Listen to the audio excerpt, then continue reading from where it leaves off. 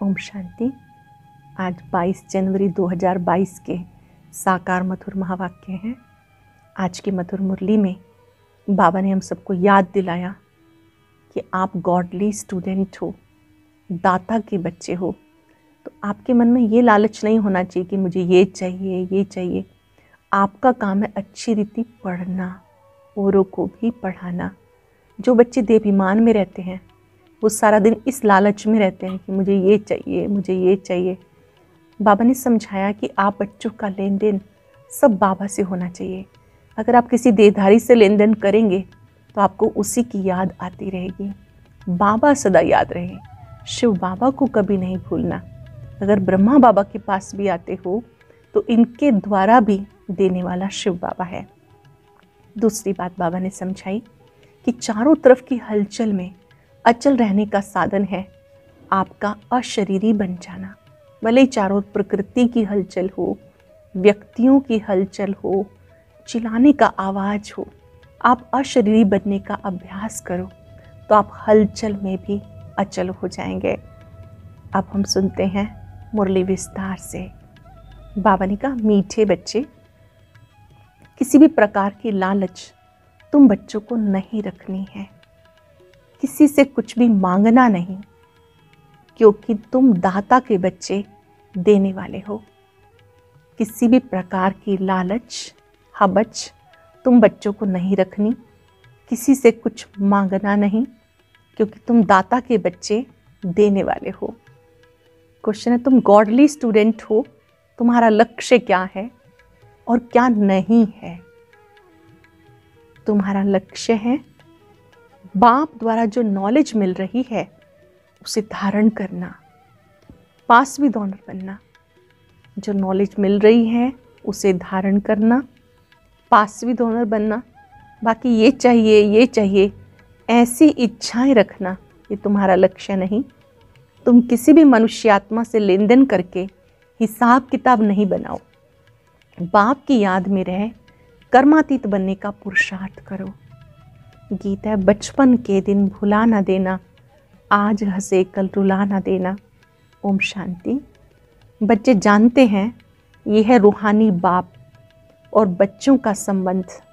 रूहानी बाप अब बैठे हैं और बच्चे भी बैठे हुए हैं। रूहानी बाप शिव बाबा और आत्माएं सब बच्चे बैठे हुए हैं।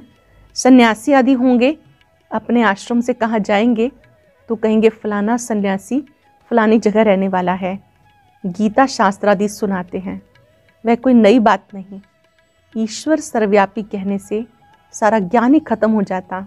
अब ये है रूहानी बाप जिसको सब रूहें याद करती हैं। ये रूहानी बाप है जिसको सब रूहें याद करती हैं। रूह कहती है, ओ परम पिता परमात्मा। जब दुख होता है तो लौकिक को कुछ नहीं कहेंगे, बेहद बाप को ही याद करेंगे। सन्यासी होंगे तो ब्रह्म तत्व को याद करेंगे, वो हैं ही ब्रह्म ज्ञानी, बाप को ही याद नहीं करते। शिवोहम कहते हैं, मैं आत्मा सो परमात्मा हूँ। फिर ब्रह्म अथवा तत्व तो रहने का स्थान है। ये बातें बिल्कुल नई हैं, ये ज्ञान प्रायलोप हो जाता। ये जो शास्त्र हैं उनमें मेरा ज्ञान नहीं। मेरा ज्ञान न होने के कारण तुम जब किसको समझाते हो कहते ये तो नई बात है।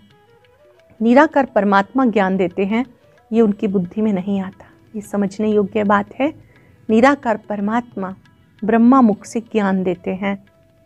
वह तो समझते हैं श्री कृष्ण ने ज्ञान सुनाया तो मूंझ पड़ते हैं। बाप तो एक एक बात सिद्ध करके बताते। भक्ति मार्ग में तुम सब याद करते हो, भगत तो सब भगत हैं, भगवान तो एक होना चाहिए। सरों में भगवान समझने से सबको पूजने लग जाते हैं। पहले अव्यय बिचारी एक शिव की भक्ति होती है, परंतु ज्ञान नहीं रहता कि क्या करके गए, कब आए थे, ये नहीं जानते। परंतु वो है सतो प्रधान भक्ति। पूजा उसकी होती जिससे सुख मिलता। लक्ष्मी नारायण के राज्य में अपार सुख था। वो स्वर्ग के देवताएं थे। लक्ष्मी नारायण को सतयुग का पहला महाराजा महारानी मानते हैं, परंतु सतयुग की आयु नहीं जानते। बाबा हर एक बात बच्चों को समझाते। बच्चे ही ब्राह्मण बनेंगे, जो ब्राह्मण बनते वही देवता बनते हैं। ये नई रचना है ना, ब्राह्मण शिव बाबा की नई रचना है। तुम सबको समझा सकते हो।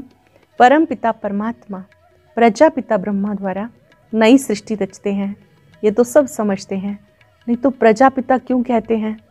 ये बातें बच्चे ही जानते हैं, दूसरा कोई भी नहीं। उनको ये नई बातें समझ में नहीं आती। जब सुनते सुनते पक्के हो जाते हैं तब समझते हैं हम कितना घोर अंधियारे में थे, न भगवान को जानते थे न देवताओं को जानते थे। जो पास्ट हो जाते उनकी भक्ति की जाती। फिर पूछो, परम पिता परमात्मा जिसकी तुम जयंती मनाते हो उसके साथ तुम्हारा क्या संबंध है? वो क्या करके गए? कुछ भी बता नहीं सकेंगे। श्री कृष्ण के लिए सिर्फ कहते मक्खन चुराया, ये किया, ज्ञान दिया। कितना घोटाला है। दाता तो एक ईश्वर ही है। श्री कृष्ण के लिए तो दाता नहीं कहेंगे, वो तो मूंझे हुए हैं। ये सब नूंद है। बाबा कितना अच्छी रीति समझाते। नटशल में थोड़ी बातें भी मनुष्यों की बुद्धि में नहीं बैठती। अगर एक एक के 84 जन्म का वृत्तांत बैठ निकाले तो पता नहीं कितना हो जाए। बाबा कहते हैं इन बातों को छोड़ो, मामेकम याद करो। इन बातों को छोड़ो, केवल एक मुझे याद करो। थोड़ा विस्तार से कभी समझाया जाता ताकि मनुष्यों का संशय मिट जाए। बाकी बात तो थोड़ी ही है। थोड़ी सी बात कौन सी है? मुझे याद करो।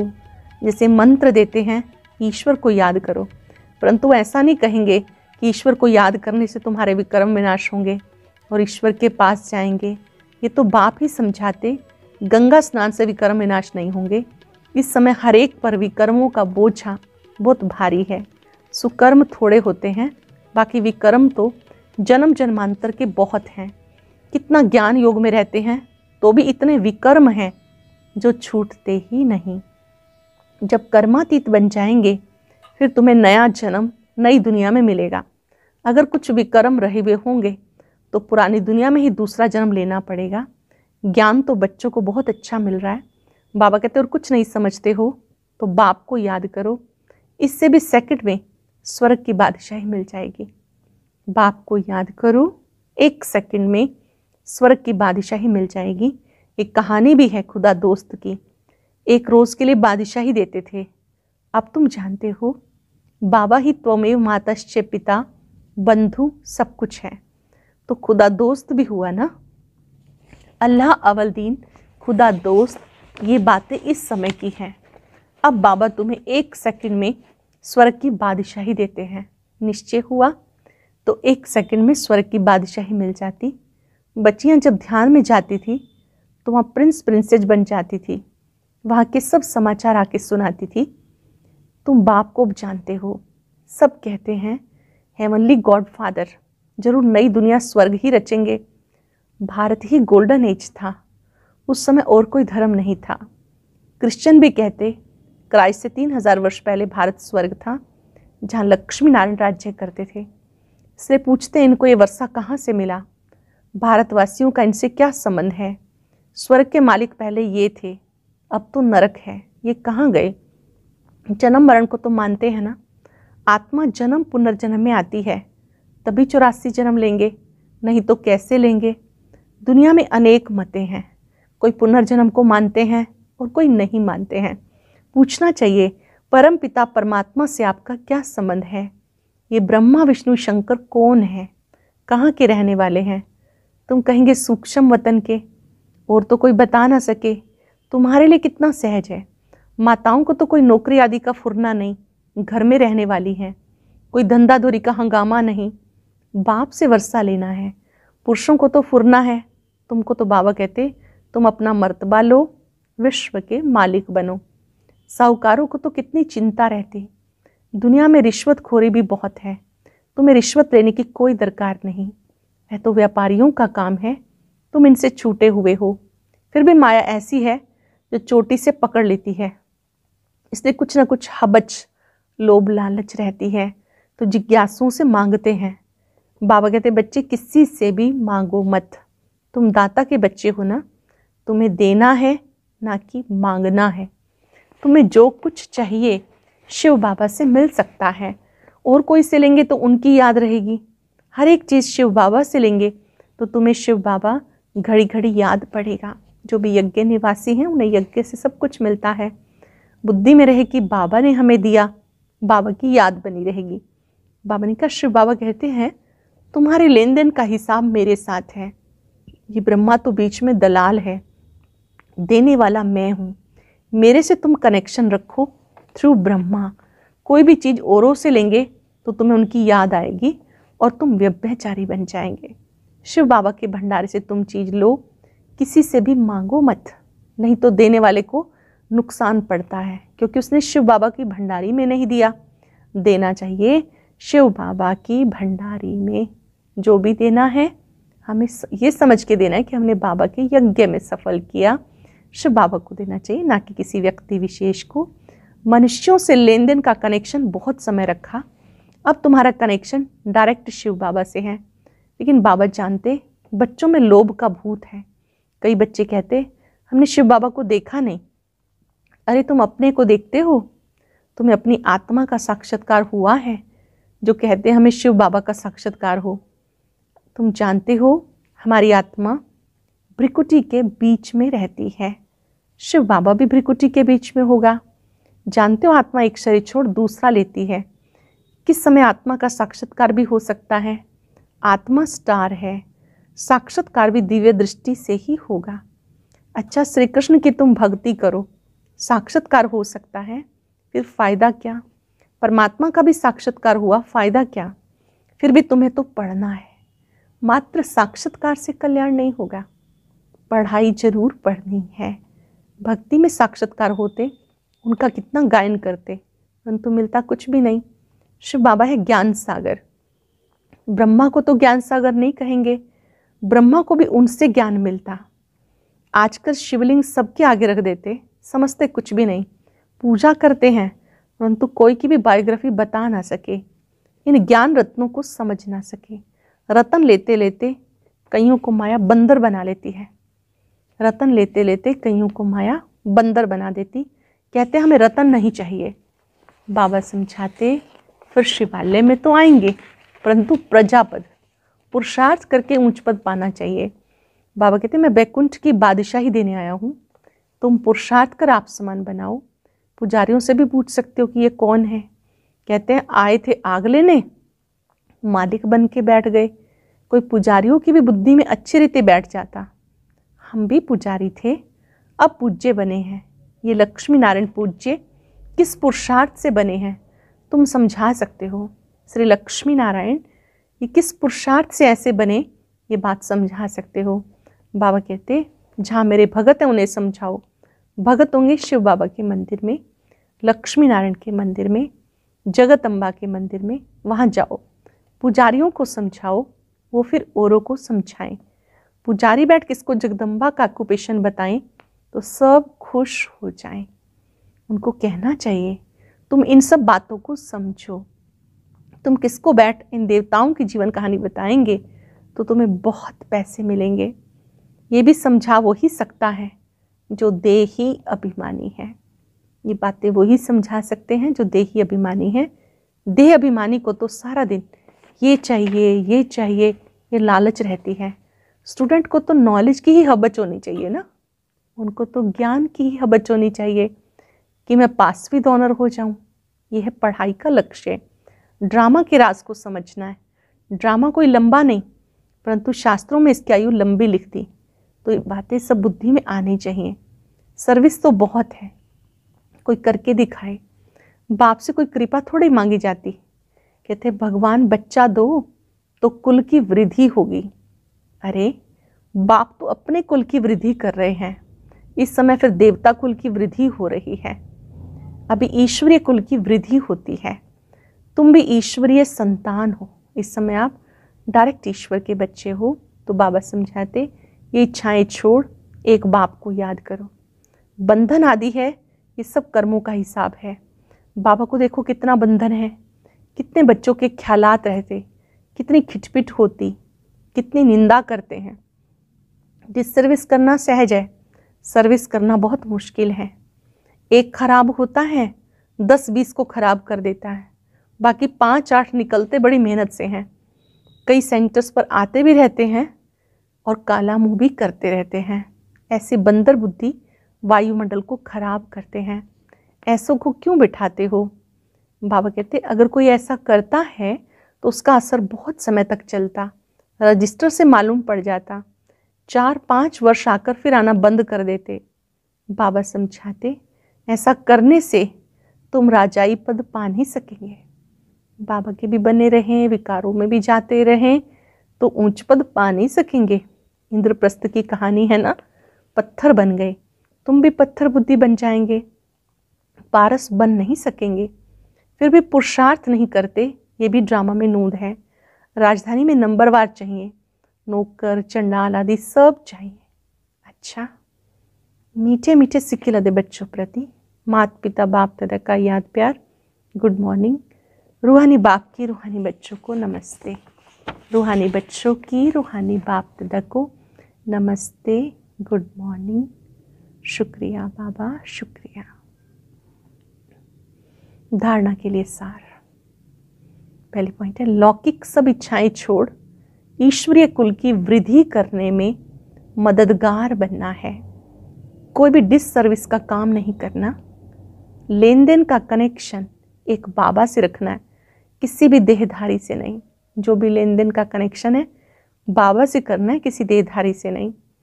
बताना, चारों ओर की हलचल के समय अव्यक्त स्थिति व अशरीरी बनने के अभ्यास द्वारा विजयी भव। चारों ओर की हलचल के समय अव्यक्त स्थिति व अशरीरी बनने के अभ्यास द्वारा विजयी भव। लास्ट समय में चारों ओर व्यक्तियों का, प्रकृति का हलचल और आवाज होगा, चिल्लाने का, हिलाने का वायुमंडल होगा। ऐसे समय पर सेकंड में अव्यक्त फरिश्ता सो निराकार आत्मा हूं, यह अभ्यास विजयी बनाएगा। मैं अव्यक्त फरिश्ता सो निराकार आत्मा हूं, यह अभ्यास विजयी बनाएगा। इसलिए बहुत समय का अभ्यास हो कि मालिक बन जब चाहे मुख द्वारा साज बजाएं, चाहे तो कानों द्वारा सुने, अगर नहीं चाहे तो सेकंड में स्टॉप। यह अभ्यास सिमरणी अर्थात विजय माला में ले आएगा। जब चाहे मालिक बन के प्रयोग किया कर्म इंद्रियों का, जब चाहे न्यारे हो गए, ये अभ्यास विजय माला में ले आएगा। स्लोगन है, पुरुषार्थ को तीव्र करना है तो अलबेलेपन के लूज स्क्रू को टाइट करो।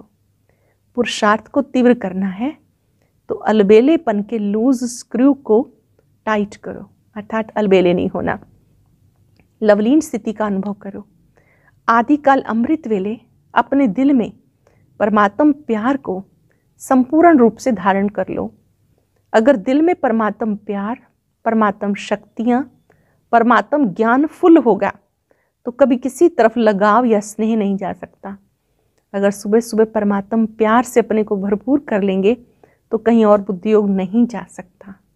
आज चलते फिरते अभ्यास करेंगे, मैं विजयी आत्मा हूँ, मैं अव्यक्त फरिश्ता सो निराकार आत्मा हूँ। एकाग्र हो जाएं, त्रिकुटी कक्ष में अपने आत्मिक स्वरूप को देखें। ये स्थूल शरीर लाइट का बन गया है।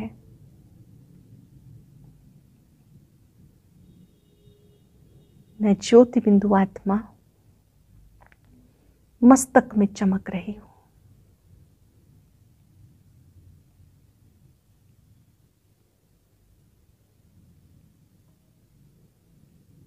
अपने निराकारी स्वरूप को देखें।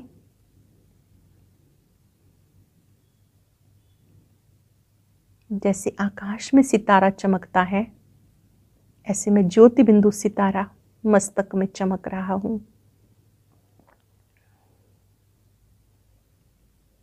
धीरे धीरे निज धाम चलेंगे। परम धाम में निराकारी स्वरूप को देखें। एक सेकंड में फरिश्ता रूप, एक सेकंड में निराकारी। मैं आकारी सो निराकार आत्मा हूं।